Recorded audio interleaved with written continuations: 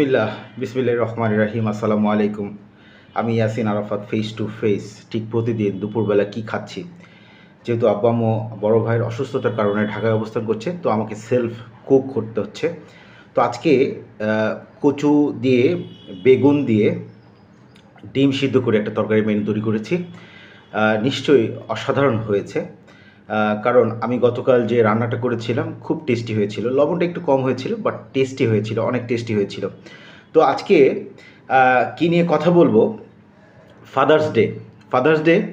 তো আজকে যেহেতু বাবা দিবস, সকল বাবাদের প্রতি আমার ভালোবাসা, অবিরাম ভালোবাসা, অশেষ ভালোবাসা রইল। বাবারা সুস্থ থাকুক, বাবারা স্বাস্থ্যবান থাকুক, বাবারা খাবার প্রেমী হয়ে উঠুক, বাবারা স্বাস্থ্যবান হয়ে উঠুক। পরিচর্যার দিক থেকে, খাবারের দিক থেকে, চলাফেরার দিক থেকে, অসুস্থতার দিক থেকে আস্তে আস্তে কাটিয়ে উঠতে শুরু করুক বা কেটে উঠুক, এই প্রত্যাশা আমি face to face Yasin Arafat সবসময় করি বা করব। তো বাবা দিবসে আর কি বলবো, সকল বাবাদের মুখে যেন হাসি থাকে ফেস টু ফেসের মতো। আমার হাসিতে যেমন সবাই থাকতে পারে এবং আপনাদের হাসিতেও face to face Yasin Arafat থাকতে চায়।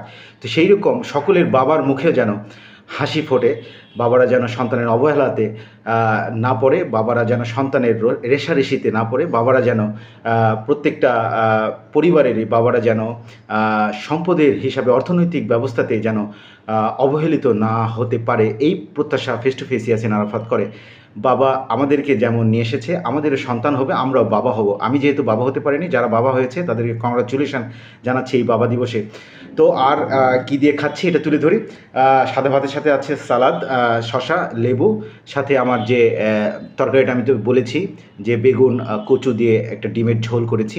এটাই হচ্ছে আজকে মেন মেনু। তো আপনাদের সুস্বাস্থ্য কামনা করে, খুব সুস্বাদু খাবার প্রত্যাশা রেখে, খুব সুস্বাস্থ্যকর খাবার প্রত্যাশা রেখে আমি আপনাদের হাসিতে সবসময় থাকবো এবং আমার হাসিতেও আপনারা থাকবেন বলে শেষ করছি। আল্লাহ হাফেজ।